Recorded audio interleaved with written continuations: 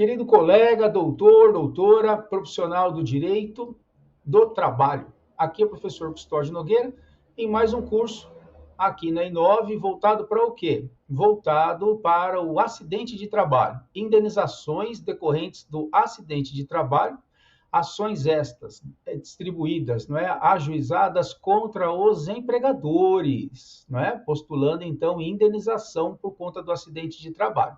Logo, não tem nada a ver com postular um benefício previdenciário. Eu sempre gosto de fazer essa advertência inicial para você estar sempre bem canalizado naquilo que você está estudando. O curso de hoje é a respeito do quê?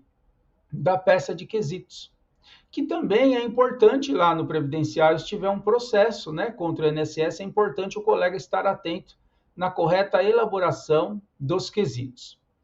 E aí é que tá, né? Chega nesse ponto, o advogado aí, a advogada fica meio que vendido, né? Poxa, como é que eu vou fazer uma peça de quesitos para um caso de doença? Como que eu vou fazer isso daí? Sou advogado, não sei mexer com isso daí, né? Ou então um camarada que levou um choque, trabalha com energia elétrica, ele levou um choque. Mas qual é o caminho? Como é que eu vou fazer uma peça de quesitos, né? E aí? Aí acaba fazendo como quase 100% dos advogados e advogadas fazem, né? Vai no Dr. Google, digita lá e pega uma porcaria do modelo que não vai te levar a lugar nenhum. Ou então usa aquela pecinha de quesitos básica lá, com 6 quesitos, que vai perguntar, seu perito, descreva as atividades do empregado. Isso aí não vai levar ninguém a lugar nenhum. Seu perito, quantos anos o reclamante tinha? Seu perito, que time que o reclamante torce? Seu perito, o reclamante vai a alguma igreja? Não dá, né, colega? Você vai chegar aonde com essa peça de quesitos? Ou então, por conta das consultorias e parcerias que firmo quando envolve acidente de trabalho, né? É comum advogado chega para mim e falar, professor Custódio, mas poxa, esse negócio de peça de quesitos, né? Isso aí o juiz muitas vezes já tem o quesito dele. Às vezes é bom mesmo, né? O juiz apresenta ali uns 5, 6 quesitos lá na própria ata que está designando o perito. Vai depender muito do TRT que você está também. Mas às vezes acontece isso. É o suficiente? Eu penso que não. Outras vezes o colega fala assim, mas Custódio, esse negócio de peça de quesitos não adianta nada fazer quesitos. Você faz quesitos, o perito nem responde, ele coloca lá assim, vide laudo. Né? Então, eu respeito muito quem pensa dessa forma. Né? Aliás, eu respeito todo mundo. A pessoa pode falar o que for, meu respeito sempre vai ter. O que não significa que eu concorde. Né? Então, o que eu acho? Eu acho que nós, enquanto advogados, por força lá da procuração que você recebeu do seu cliente, você tem que fazer tudo o que você pode fazer. Aliás, essa é a nossa obrigação. Então, nós temos que fazer a peça de quesitos. Ela é importante? Olha, eu não acho que ela seja importante. Por quê? Porque ela é muito mais do que importante. Não é? Então, pela minha experiência no exercício da advocacia contra o empregador, nos casos que envolvem acidente de trabalho, o que eu aprendi? Eu aprendi que em todo esse processo, nós temos 2 ou 3 pontos fundamentais, que são, o primeiro deles, está fora do processo. Mas como assim fora do processo? É a entrevista. Inclusive aqui na Inove, a gente tem um curso de entrevista. Então eu estou vendendo o curso? Se você pensa assim, é azar seu, não estou, até porque pelo valor dos cursos, né? Então, por que a peça não, por que a entrevista é importante? Porque se você não souber entrevistar, você não vai tirar tudo o que importa do seu cliente. E logo o seu processo já começa fragilizado. Muito bem. Então, o ato mais importante praticado pelo advogado está fora do processo, que é a entrevista. E dentro do processo? Dentro do processo, qualquer pessoa que você perguntar vai falar que o ato mais importante praticado pelo advogado do reclamante é a petição inicial. Não é. Qual que é, então? A peça de quesitos.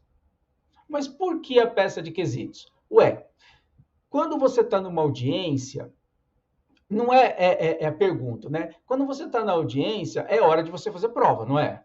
Então, você tem que fazer a prova na audiência. E aí? Aí você vai perguntar para a testemunha, você vai perguntar antes, você vai perguntar lá para a parte contrária, você vai perguntar para as testemunhas que você trouxe e para as testemunhas da parte contrária, para tentar fazer o quê? A prova. Muito bem. A peça de quesitos. A peça de quesitos é importante, por quê? Porque, ponha isso na sua cabeça, porque quem dá a sentença no processo que tem prova técnica, laudo pericial, quem é?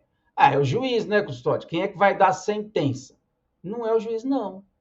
Quem dá a sentença nesse processo é o perito. Por quê? Porque o juiz segue o laudo. Por que que a juíza segue o laudo? Porque segue o laudo. Já foi feita a prova técnica. O médico lá é de confiança do juízo. E aí, meu amigo, segue o laudo. Tem um zilhão de coisa para fazer na vara do trabalho. Tem 1 milhão de processos para sentenciar. É só usar empatia. Se põe no lugar do juiz. Você tem que dar sentença. Aí você, juiz, nomeou o perito lá para fazer o laudo. O perito foi lá, fez o laudo? Fez o laudo. Tá, as partes impugnaram o laudo devido ao processo legal. Impugnaram o laudo. E aí? Dá sentença, segue o laudo, tá pronto o negócio. Aí você diz assim, mas o juiz não pode julgar contra o laudo? O juiz, a juíza, pode fazer tudo. Pode mandar pôr fogo, aí manda apagar. Depois que apagou, manda botar fogo de novo. E agora? Pois agora apague tudo. Né? É assim? É assim. Então o juiz pode fazer tudo? Com certeza. O juiz pode fazer tudo dentro do processo. E a coisa funciona dessa forma? Funciona. Né? E aí? Então é muito mais fácil seguir o laudo. Porque para dar uma sentença contrária ao laudo, o juiz vai ter que falar o porquê que ele discorda e fundamentar, senão depois da nulidade da sentença dele. Então dá muito mais trabalho. Então acaba seguindo o laudo. Até hoje, eu atuo até em bons casos aí, né? E até hoje eu nunca vi o juiz julgar contrário ao laudo. Já houve julgamento dessa forma? Lógico que já, mas não é o normal. Então o juiz segue o laudo. Encaixando isso no que eu vinha comentando acerca da audiência. A audiência não é hora de fazer a prova? É. Aí quando você vai para a audiência, está discutindo lá diferença salarial, reversão de justa causa, aí você, advogado, você se prepara para caramba para poder defender os interesses do empregado ou da empresa. E aí você leva as suas perguntas, se é que você trabalha direito, né? E aí você faz suas perguntas e vai lá para a audiência. Muito bem. Se num processo como esse de acidente de trabalho, insalubridade e periculosidade também, que vai ter prova técnica, qual que é a hora de fazer a pergunta para o perito, já que é ele, perito, que vai dar a sentença, porque o juiz vai acolher o laudo dele? É a hora da peça de quesitos, meu amigo. Então, você consegue perceber a importância dos quesitos? Por quê? Porque os quesitos, olha que bonito que eu vou te falar. Porque o que são os quesitos? O quesito é a linha condutora da prova técnica.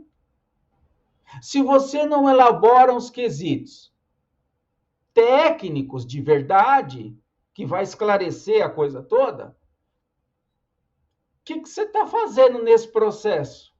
Que o ato mais importante que você tem que fazer é a peça de quesitos. O que você está fazendo aí que você não estudou e não foi montar uma peça de quesitos decente? Daquelas que você não vai ter vergonha de juntar lá, porque não é porcaria copiada de internet. Se esse é o primeiro curso comigo, você deve falar, nossa, mas que professor grosseiro, como que uma instituição coloca um homem grosso desse, mal educado para dar aula, né? Então, bem-vindo à vida como ela é. Se você fica ofendido, então peço desculpa para você, mas a vida é assim, viu? Cuidado com quem passa a mão na sua cabeça e fala do jeitinho que você gostaria de ouvir. Cuidado com isso, viu? Não só em aula, naturalmente, mas na vida. Quanto mais passarem a mão na sua cabeça, pior vai ser para o seu futuro, viu? Acredite nisso. Acredite nisso. Pois bem, então, Acredito, né? Com essa preliminar da nossa aula aqui, você entendeu a importância da peça de quesitos e que sem ela, sem uma peça de quesitos bem elaborada, nós vamos fragilizar e muito o nosso sucesso. Nós vamos diminuir muito o nosso sucesso, a chance de sucesso na causa. Por quê? Contextualizando esse negócio do juiz seguir o laudo. Se você tem quesitos bem elaborados e você perder, a perícia for contrária a seu interesse, com base nas respostas dos quesitos, é que, ou não, né? Se o perito for omisso, é que você, se bem questionado essa questão, é que você vai conseguir, eventualmente, anular a sentença no TRT, para fazer voltar para a vara do trabalho e ter uma perícia decente. Mas isso só vai dar certo se você souber apresentar quesitos.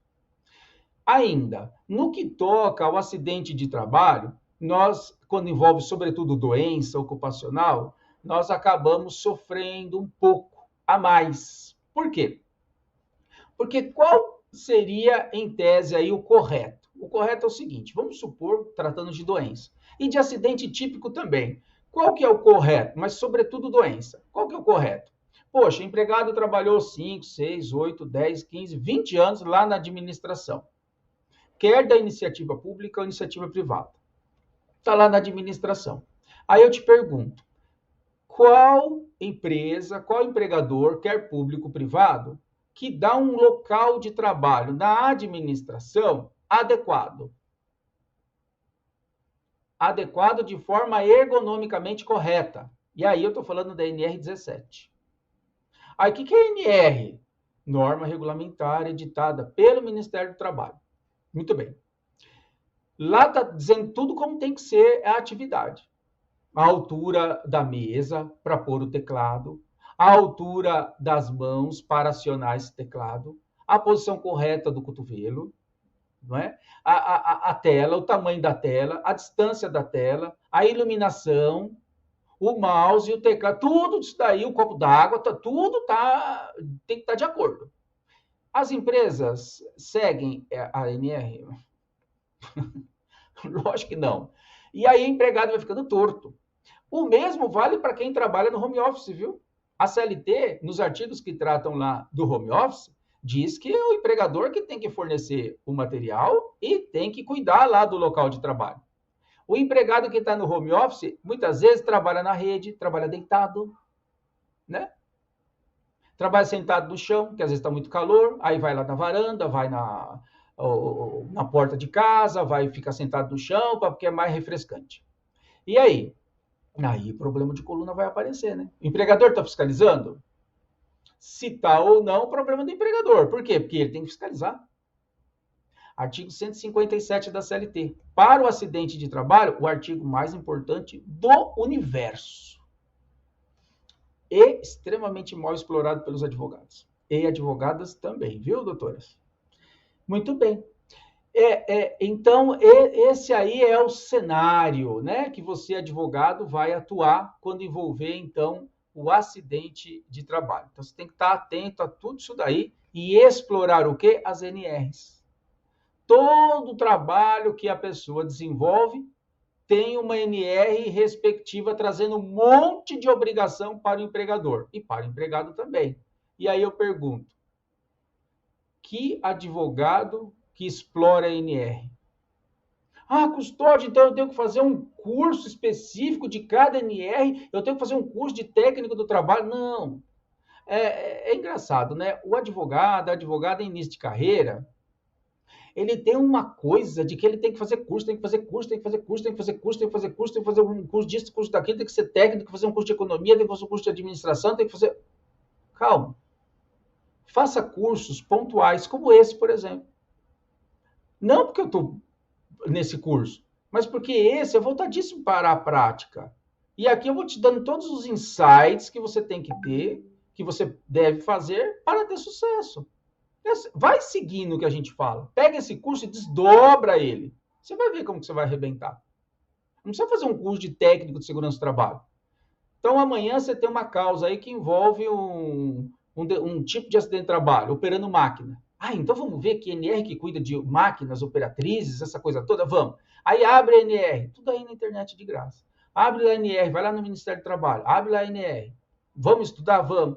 Pergunta para o empregador, olha, está dizendo aqui na NR que essa máquina tinha que ser assim, assim, assim, assado. Que tinha que ter esse CPI, esse aqui, esse outro. Abre a internet, mostra para ele. Escuta, o senhor tinha isso aqui, isso aqui? Não, não tinha. Pronto, então já viu que a empresa não fornecia EPI correto.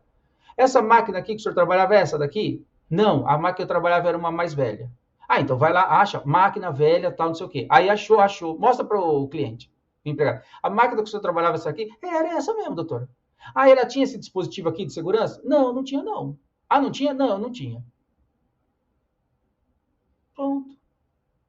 Isso aí é a vida que vai te dar, o tempo que vai te dar. Eu estou aqui tentando passar um pouco da minha experiência para você, né? Ah, mas eu estou super inseguro, eu tenho medo. Mas lógico, né? Quem tem responsabilidade tem medo. E aí eu disponibilizo para você o meu trabalho de consultoria, de parceria nos acidentes de trabalho. Fique à vontade para me chamar. No começo do material tem os meus contatos. Pois bem, um outro ponto muito importante. Ah, Custódio, eu atuo aqui e eu vejo que eu estou sempre pelo empregado, um exemplo. E a reclamada sempre tem lá os assistentes técnicos que vão apresentar os quesitos. Normalmente tem mesmo, o empregador tem como pagar. E o empregado? Ah, o empregado não tem, né? Como é que vai pagar lá um perito, um médico para ir lá acompanhar? Fica complicado. E nesses casos? Nesses casos, você vai ter que fazer. E aí? Aí eu venho te dando todo o caminho aqui de como você faz isso. E eu vou dizer uma coisa para você, viu? Se você estudar e preparar os quesitos na forma que eu já te orientei e na forma que nós vamos ver ao longo desse curso, você vai ver que vai dar pau em quesito de muito médico por aí. Fique tranquilo. E antes da gente avançar para o material, então, o próximo ponto que eu queria trazer é o seguinte. Qual que era até fechando o raciocínio anterior, qual que é o ideal? O ideal é que o juízo da vara do trabalho determinasse as duas perícias. Como assim as duas? Que na realidade é uma perícia e uma vistoria. A vistoria no local de trabalho, sobretudo para as doenças ocupacionais, mas nos acidentes que deixam lesão corporal também. Mas nas doenças, mais fundamental ainda que um engenheiro do trabalho, ou engenheira, lógico, fosse lá na empresa fazer uma vistoria no local de trabalho para ver se a empresa cumpria as NRs. Esse laudo é fundamental. E uma perícia realizada pelo médico do trabalho. Eu peço as duas na minha peça inicial e brigo por elas até o fim. Normalmente, o que o juiz faz? O juiz designa só o perito médico. E aí? Aí, meu amigo, você acha que o médico... Até hoje eu não vi isso. Você acha que o médico vai sair do arzinho condicionado do consultório dele, onde ele recebe o empregado, para fazer aquela perícia igual o perito, pior do que o perito do INSS faz? Nem olha na cara do empregado, não dá a mão, tem medo, acho que vai empregado passar doença aí, né? É um horror isso aí. Você, advogado, não pode entrar lá no consultório médico, só o perito lá, assistente da reclamada que acaba entrando, e você fica de fora. E aí? Aí é assim que funciona, né? E aí, você acha que esse médico vai lá na empresa fazer uma vistoria para ver se a empresa cumpre NR? Vai nada. Então fica muito fragilizado essa questão aí da prova, viu? Por isso que você tem que brigar para realizar a prova técnica lá na empresa. Tem que brigar até o fim, protestando caso o juiz indefira, né? Tem muito advogado também que faz o pedido na peça inicial, o juiz nem fala nada e fica por isso mesmo, depois sai a sentença e quer brigar no TRT. Agora já foi, você fez o pedido, mas não falou nada. Você tinha que brigar lá na audiência. O juiz está designando perícia lá no dia da audiência. Beleza. Excelência, Vossa Excelência designou aqui o perito e o engenheiro para ir lá na empresa fazer a vistoria. Não, doutor, não precisa tal. Excelência, por favor, consignem meus protestos. Respeito e muito a decisão de Vossa Excelência, porém não concordo. Ponto, acabou. Conste meus protestos. Consultório, mas eu tenho medo que se protestar, depois disso vai ficar com raiva de mim. Então, meu amigo, sei lá, você tem que partir para uma outra profissão, fazer uma outra coisa. Porque se você é advogado, se você é advogada e tem medo de enfrentar juiz, enfrentar juíza, vai ficar difícil. E tem uma coisa, Enfrentar juiz, enfrentar a juíza não é fazer cara feia. É com humildade, falando baixo, porém falando quando tem que falar, para não ficar falando besteira na audiência, ser educado suficiente para, com muito respeito, consignar seus protestos contrário ao entendimento do juiz lá. Simples assim, não é? Muito bem. Com isso, nós fechamos essa primeira parte do nosso encontro, que são 3 de 20 minutos, e já voltamos então para continuar. E acredite, a parte mais importante, a experiência da vida, foi passada nessa primeira parte. Na segunda, a gente vai encaixando. Lógico que é importante, mas não duvide dessa primeira parte que a gente acabou de encerrar. Já voltamos.